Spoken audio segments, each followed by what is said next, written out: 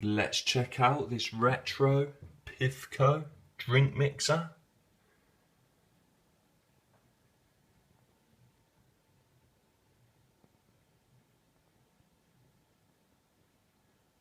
You might remember this from the 70s.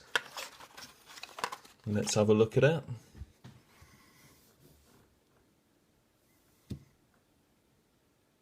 All it takes is one battery. Pretty simple to use. Battery goes in.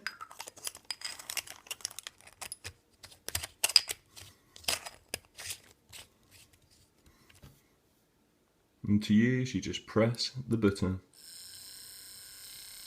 You see it spinning round? Quite fast. Let's have a look. Let's have a look at it in action. See if it can mix quite well. As you can see, quite powerful, but gets the job done.